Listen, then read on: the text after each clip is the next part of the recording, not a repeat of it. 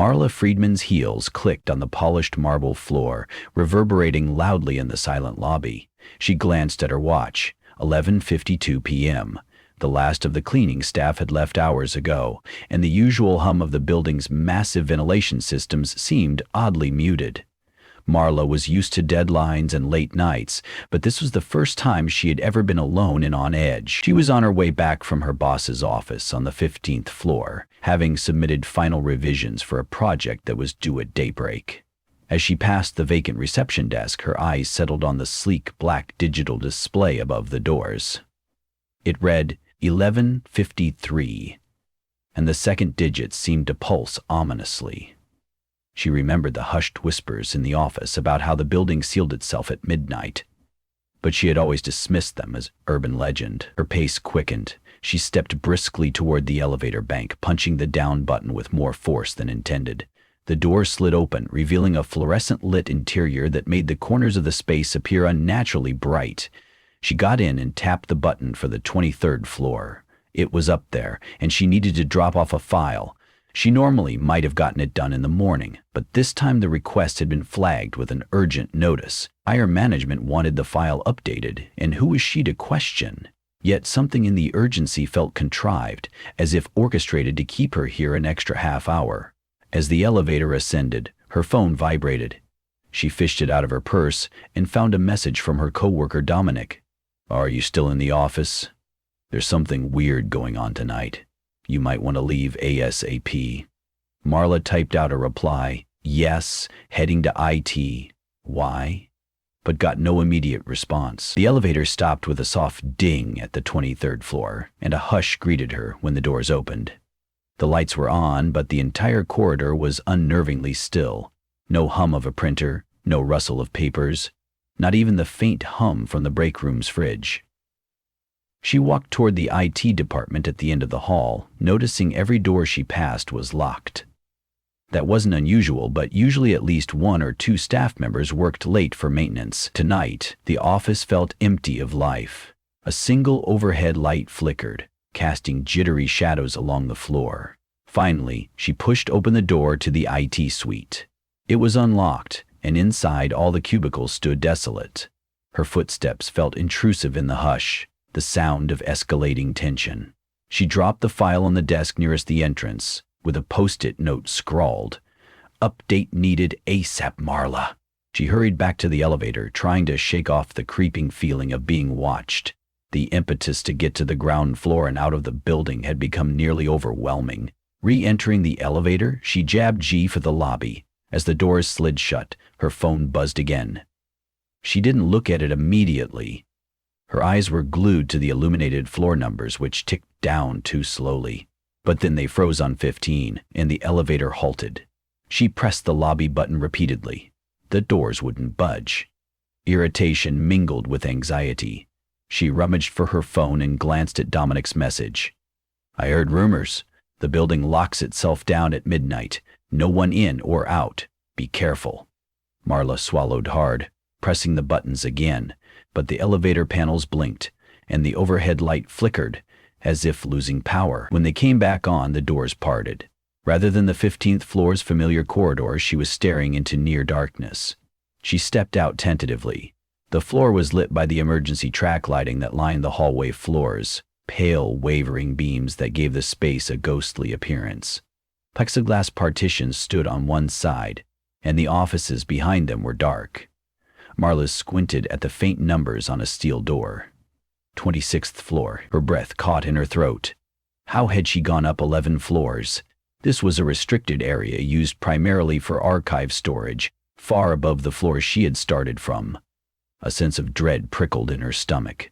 She tried to go back into the elevator, but the doors slid shut with a metallic thud, and the panel displayed out of service. The digital readout was a flat red line. Panicking, Marla pulled on the doors, but they wouldn't budge. She banged her palms against the unresponsive metal. Then came a soft beep from her phone. Dominic had messaged again. "If you're still there, just try to get out before midnight. Hurry. Doors lock at 12 sharp." Marla exhaled shakily and checked the time. 11:58 p.m.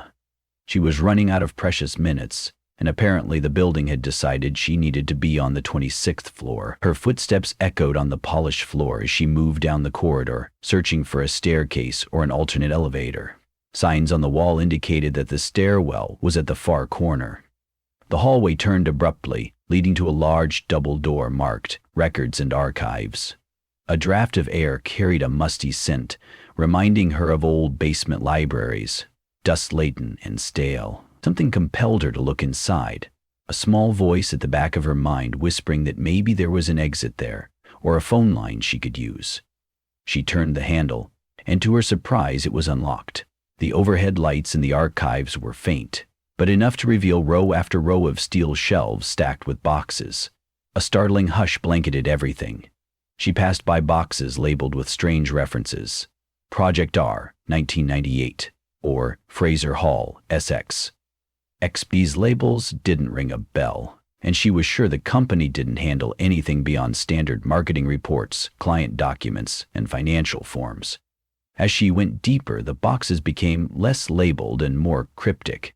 Some sealed in heavy tape, some stacked precariously. Pushing aside the sense she was trespassing in a forgotten part of the building, she continued on, hearing her own breath in the stillness. The squeak of her shoes on the polished concrete floor felt almost obscenely loud. Her phone's screen glowed. 11:59 p.m. Time was nearly up. Her fear spiked as she broke into a slight jog, weaving past the shelves in search of another door. Finally, she found a metal door labeled Stair Access. She tried the handle, locked. She cursed under her breath. Then a sudden chime echoed through the floor. She froze, heart pounding, as the building's entire lighting system pulsed once. The clock struck midnight. She heard distant clunks and reverberations, as if the building's internal mechanisms had just engaged. So the rumors were true. The building had automatically gone into lockdown. She yanked desperately at the stair door, to no avail. A new sound startled her. Faint footsteps behind the towering shelves. She turned rapidly, holding her breath, scanning the gloom. She called out, "Hello?" The footsteps ceased. Silence. She felt a chill. Maybe Dominic had come searching, or maybe it was a security guard. Part of her hoped it was any normal person who could get the door open. She took a slow step forward, pivoting around the nearest row of shelves, repeating, "Hello?" Still no answer.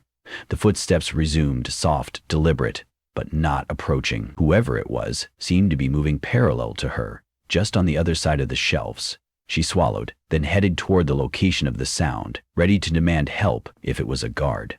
But all she saw were large metal cabinets, some left ajar, filled with brittle paper files. Her instincts screamed that she wasn't alone, that she was being watched from behind the shelving. Suddenly, the overhead lights flickered again, and she glimpsed a faint shape flit out of sight. Adrenaline flooded her system. She took off running, not caring how much noise she made. Heart hammering, she circled back, searching for another exit. Past the final row of shelves, she spotted a door labeled Maintenance Only. She crashed into it with her shoulder, turning the knob. To her relief, it opened. Inside was a small maintenance corridor that must have run behind the walls of the building. Pipes lined the ceiling, dripping condensation. Bare bulbs cast a sickly yellow illumination. She slammed the door shut, hoping the mysterious figure wouldn't follow. The metallic clang echoed ominously. Ahead, the corridor stretched in two directions, left or right. She had no idea which path led to the stairs. Her phone buzzed again, and she checked the message with trembling hands. "Dominic, I'm locked in too, on 10th floor. Strange noises. Try to find a safe place." Marla's fear turned to a fractured sense of companionship. She wasn't the only one trapped. She typed back, "On 26, can't get out. Something's in here. Must find stairs." As she sent the message, she heard a rattling from the door behind her. Without further hesitation, she headed right, hoping to find something resembling an exit. The corridor wound around corners with little logic, forcing her to twist and turn. The building's structure felt labyrinthine, like it shifted under her feet. Every few steps she heard the hiss of pipes venting steam. Sometimes she glimpsed a side corridor that ended abruptly in a locked door or a blank wall. She checked every doorknob she encountered, to no avail. Anxiety rode high in her chest, and sweat beaded on her forehead. Even though the corridor felt cool, whatever or whoever she had sensed in the archives seemed to be behind her, but she couldn't shake the mental image of that faint silhouette. Perhaps it was just shadows playing tricks on her, but something told her otherwise. Eventually, she came to a heavy metal door that read "Roof Access." Another locked handle. Clenching her fists in frustration, she was about to retrace her steps when she heard a voice whisper her name in the darkness. "Marla." She spun, pressing her back against the door. The corridor behind her was empty except for flickering bulbs and dripping pipes. It occurred to her that she might be losing it, that stress and fear were conjuring hallucinations. She closed her eyes, trying to steady her breath. Her phone vibrated. She looked down. A message from an unknown number. "You shouldn't be up here." Choking back a fearful gasp, she bolted left, deeper into the corridor. Her mind raced. How did they have her number? Was someone monitoring her? Was it the building's security system? The building was highly advanced, with rumored experimental technology. Rumors had circulated that the structure was more than just an office. Some said it had hidden lab spaces, that the parent company was involved in clandestine experimentation. Marla had always chalked it up to paranoid gossip, but the echo of footsteps, the automatic lockdown at midnight, and the locked doors called everything into question. After what felt like an endless run, she stumbled upon a grated staircase spiraling downwards. Rust tinted its edges, and it seemed seldom used. This might be her only chance to move away from the upper floors. She slipped onto the steps, descending cautiously, the metal grating groaning under her weight. Down one level, then another, passing pipes that hissed. Finally, she reached a landing marked Floor 24. Another plain metal door stood there. Dropping to her knees, she peered through the small window in the door. The corridor looked dark but passable. No immediate sign of movement. She opened the door and stepped through. The bright overhead lamps hummed to life, though at a reduced brightness, as if the building recognized her presence. It felt invasive, as though the walls themselves were waking up to watch. Rows of cubicles stretched in either direction. This must be one of the marketing departments, though she didn't recognize the layout. Desks stood half-decorated with motivational posters and the usual desktop accessories. They looked recently used, as though their occupants had just stepped away. But no one was there. Her phone buzzed again. She read a message from Dominic. "Marla, get to the 10th floor if you can. I found a keycard that might open the basement exit." Relief and urgency mingled in her chest. She typed back, trying. "On 24 now." She buried the phone in her pocket, ready to move on. That's when she heard a low moan coming from the opposite side of the open office. "Hello?" she ventured, stepping slowly between cubicles. At first, there was no answer. Just another muted moan. She crept closer, her heart hammering relentlessly. Then she saw him. A security guard slumped against a desk, his face slick with sweat, eyes wide in terror. A dark stain spread across his uniform shirt, and he clutched his side. Marla rushed over. "Oh my God, are you all right?" she asked. The guard shook his head feebly, words failing him. She tried pressing down on his wound, but it was already congealing. He pointed weakly down the row of cubicles. He managed to gasp in a hoarse whisper, "Watch out." Then his eyes closed and his body went limp. A chill of panic threatened to paralyze her. She backed away, nearly colliding with a swivel chair. Blood. Danger. The guard's cryptic warning echoed in her ears. She had no idea what or who had wounded him, and if whomever had done it was still around. Her instincts screamed for flight. She cast one last glance at the fallen guard, then started moving swiftly down the corridor, not wanting to linger. A sense of guilt weighed on her chest, but her survival imperative was stronger. She had to get out and find help. As she hurried toward what she hoped was the main hallway, every shadow in the cubicle maze seemed to shift. She felt the air thickening under the fume of overhead lights. The hush was broken only by her ragged breathing and the squeak of her shoes. Rounding a corner, she saw an exit sign glowing red above a set of double doors. She sprinted for it, adrenaline surging. She hit the crash bar. Locked. Its glaring sign almost mocked her. She was about to try a nearby door labeled Conference Room B when a figure stepped directly into her path. She halted, stifling a scream. It was a man in a dark gray suit, blurred at the edges by the poor light. For a moment she thought it could be a coworker, but his eyes were far from comforting. He stood very still, head tilted as if studying her. Then he whispered, "You're not supposed to be here." His voice had a resonant, metallic undertone that sent chills through her. She stepped back, searching for something, anything to defend herself with. But the man only stared at her, his expression devoid of warmth or malice, as if he were more mechanism than flesh. "The building is locked down," he repeated softly, as if reciting a line. "Return to your workstation." She shook her head, voice trembling. "I just want to leave. Please."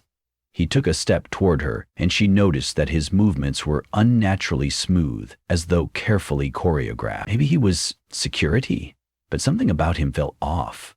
She clutched her phone, thinking to call Dominic or dialed 911, but signals were jammed, or so she assumed. The man's presence radiated a suffocating tension. Without warning, he lunged forward, reaching out with mechanical precision. Marla dodged sideways, heart pounding, then whirled around and raced back the way she came. She didn't stop or look back until she rounded a row of cubicles. The man's echoing footsteps started up behind her, but they sounded measured, unhurried, as if he knew every shortcut. She stumbled through the labyrinth of desks, ignoring the flickering overhead lights, until she reached another corridor door. She yanked it open, slipped through, and slammed it behind her. She found herself in a glass-walled meeting space. The open area was lined with windows that showcased a sprawling nighttime cityscape. At any other time, Marla might have taken solace in the sight of skyscrapers lit up like a tapestry, but now it only hammered home that she was trapped inside. She peered through the glass to the corridor she had come from, her breath catching in her throat. The man in the gray suit stood just on the other side, the barrier of the closed glass door between them. Their eyes locked. He placed a pale hand on the glass, then slowly withdrew it and walked away, his footsteps silent on the carpeting. Marla collapsed into a chair, adrenaline ravaging her system. How had her ordinary workday turned into a nightmare so quickly? She had no illusions left. Something sinister was at play in this building, and it was more than just a security system. She took stock of her surroundings. This meeting room had a phone on the table. She picked up the receiver and listened hopefully for a dial tone. Silence. She dialed 911 anyway. Nothing. She tried Dominic's number. Nothing. Not even a static hiss. Her phone vibrated once more, snapping her from the hopeless attempt. Dominic's name flashed on screen. She answered in a hushed voice. "Dominic?" "Marla, I'm in the basement. I managed to get a key card from a locked security room, but I can't find the final door to exit. The place is huge down here. Doors keep leading to more hallways and some weird labs." She echoed, her voice quavering with realization. "I saw something, a man in a suit, but he wasn't normal. Dominic, I'm scared. Let's meet somewhere. Where can I find you?" He hesitated. "Try to get to the 10th floor. We'll regroup. There might be a path from 10 to the basement if we can override the locks. I found some notes indicating there's a manual override in the main security office on 10. "All right," she whispered. "I'll be there." She hung up and inhaled a shaky breath. She had to make her way down 14 floors in a building that seemed determined to stop her. Still, it gave her an objective. 10th floor, main security, find Dominic, override the locks, escape. The plan was fragile, far from guaranteed, but it was the only plan she had. Leaving the meeting room, she returned cautiously to the corridor. The man was gone. She tiptoed past the silent cubicles. A sign overhead directed her to the north stairwell. As she approached, she saw the door had a red electronic lock. She swiped her company ID card on it. A beep, then a green light. The door clicked open. Relief washed over her at the small victory. She slipped inside the stairwell, which spiraled both up and down. The overhead lights were dim and spaced widely, forming pools of visibility separated by shadows. Grabbing the railing, she began her descent, her heart thumping in her chest. Floor 23, 22, 21. Each landing had an identical metal door with a card reader. She resisted the urge to stop, pushing onward. The building felt claustrophobic, as though each level she passed was warping around her. Partway through the flight from 18 down to 17, a deafening clang reverberated. She froze and peered down into the darkness. Something was moving between floors, its steps echoing with ominous regularity. She stepped aside, pressing herself to the concrete wall. The noise drew closer. Then a figure emerged from the gloom below, ascending with unnatural grace. A tall silhouette that might have been wearing a uniform, or perhaps a suit. She couldn't make out its features, only the smoothness of its stride. Marla's heart felt as if it might burst. She fled upward, back the way she came, deciding to try a different route. She skipped steps in her haste, nearly tripping. Upon reaching the 20th floor landing, she scanned her card. A beep. The door unlocked. She barreled through, slamming the door behind her. On the other side lay a corridor lit by flickering fluorescent bulbs. Her phone buzzed again. Another unknown number text. There's no escape from your duties. Tremors of dread shot through her. She forced herself down the hallway, determined to find another stairwell or maybe an elevator that still worked. But the corridor ended in a T intersection. As she rounded the corner, she saw more offices, worse lit, some with lights strobing in overhead fixtures. She couldn't help but feel as though the entire building was playing a sick game with her. Amid the uneasy hush, a door suddenly creaked open. A woman in a rumpled blouse stepped into the hallway. Startled, both of them froze. Then the woman motioned for Marla to come closer. You're here too?" she whispered, her eyes rimmed with exhaustion. "I've been stuck since last night. The building won't let me leave." Marla approached cautiously. "What do you mean? Where have you been?" The woman swallowed, her gaze darting behind them, hiding in a storage closet. "Things roam the hallways. They look like staff, but I don't think they're human. One tried to force me into an office, kept saying, 'Your shift isn't done.'" Marla felt the blood drain from her face. "We're trying to get to the 10th floor to override the locks," she said. "Come with me." A flicker of hope crossed the woman's face. She nodded vigorously, stepping forward. Then her eyes widened in horror, fixed on something over Marla's shoulder. Marla whirled around. The man in the dark gray suit stood at the end of the corridor, motionless except for a slight tilt of his head. In the poor lighting, his face seemed uncannily pale, and she could almost see the outline of veins around his temples. She started backing away, the other woman following suit. They sprinted in the opposite direction. The corridor twisted, branching off into identical hallways. Panic made it impossible to remember which turn they had taken. They passed office doors with nameplates, all locked, until finally one cracked open. They ducked inside, shutting the door behind them. The office was small, featuring a desk, a computer, and some filing cabinets. They crouched behind the desk. Through the frosted glass window in the door, Marla could see the silhouette glide by. They scarcely breathed until the footsteps faded. The woman sank against the wall, tears glimmering in her eyes. "We have to get out of here," Marla steadied herself. "Yes, let's keep moving. The 10th floor is our best chance." She cracked the door open and peeked out. The hallway was empty now. Step by step they navigated the levels, using half-lit corridors and battered stairwells. On floor 15, they almost stumbled into another horror. Behind a half-open door labeled "Lounge," they heard the muffled sound of weeping. The pair paused, torn between investigating and escaping. But the weeping abruptly turned into a low, distorted chuckle, echoing off the walls, so they fled. At last, after numerous twists, they found themselves on the 11th floor, one level above their goal. The corridor signage indicated the main security office was just below them. A final staircase door beckoned. They opened it to descend to 10, but the stairs were eerily quiet. As they crept downward, the overhead bulb began to sputter, plunging them into intermittent darkness. Then came the footsteps again, from below. "Hurry!" Marla whispered, adrenaline spiking. They rushed the final flight of stairs, nearly tumbling into the 10th floor door. Swiping her ID card, Marla pushed through, the other woman on her heels, and slammed it shut. The security office was just ahead, behind frosted glass windows. She hurried over to the door, found it locked, and used her card again. A beep, then the lock clicked. They burst inside to find Dominic hunched over a computer terminal. Bags hung under his eyes, but relief washed across his face when he saw them. He quickly motioned for silence. The security monitors flickered with black and white feeds from all over the building. Hallways, offices, stairwells. Shapes moved in the shadows, sometimes fleetingly, sometimes lingering. Dominic typed furiously at the console. "I've been trying to override the system. The building's mainframe is controlling the locks, but it's heavily secured. There are references to research and containment protocols." Marla exhaled, shaky but resolute. "We have to break them, or we're not getting out." The woman hovered by the door, trembling. "Please hurry."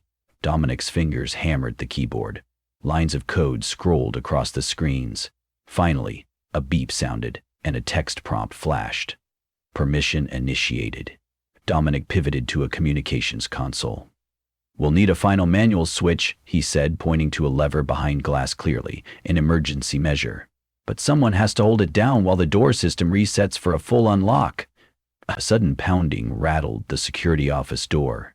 Behind the frosted glass, faint outlines of multiple figures converged. Marla's heart soared with panic. She grabbed a chair and wedged it under the doorknob. The pounding intensified. Dominic smashed the glass cover over the lever and pulled it. "We've got about 30 seconds until the lockdown lifts," he said, "but we have to maintain the override or it resets. Keep them out." The woman rushed to help hold the door. Marla braced her back against it. The glass began to crack. She could see glimpses of suits and uniforms, of pale hands scrabbling at the edges, as if the building itself was sending its minions to stop them. Tension mounted in every muscle of her body. The pounding grew louder, cracks spreading like spiderwebs across the glass. Dominic clenched his teeth, pulling the lever hard. 15 more seconds, he roared over the noise. The door started to buckle as the glass threatened to give way. Marla and the other woman pressed with all their might. A monstrous hand smashed through, showering them with shards. They screamed, reflexively recoiling, but tried to keep the door jammed. 8 seconds. The arms reached through, clawing at the air. Another second, and the chair wedge began to slip. The door inched open, revealing the blank stare of that man in the gray suit, eyes brimming with unsettling emptiness. 3, 2, 1, done! Dominic shouted, and he released the lever. Sirens blared from the console. The building's lights flickered, then roared back to full intensity. The horde outside the door recoiled, as though pained by the sudden brightness. With a collective moan, they withdrew from the door. In that heartbeat of respite, Dominic grabbed the key card and motioned for them to follow. They bolted from the security office. The corridor was now lit like midday. Marla saw newly unlocked exit signs illuminated in bright green. The man in the gray suit eyed them from a distance. She felt his gaze, but he made no move to chase. Instead, his lips curled into a chillingly benign smile that haunted her even as she sprinted away. The trio raced down the hall to the main elevator bank. As they arrived, a ding announced the elevator's arrival as though waiting for them. They exchanged uneasy looks, but what choice did they have? They stepped inside. Dominic pressed the button for the lobby. The doors slid shut. The gentle hum of descent felt unreal. None of them spoke. They just clung to each other's presence, hearts pounding. Floor numbers ticked down steadily. Finally, the doors opened onto the ground floor lobby, bright and clean as if nothing were amiss. Beyond the glass front doors, the city lights winked.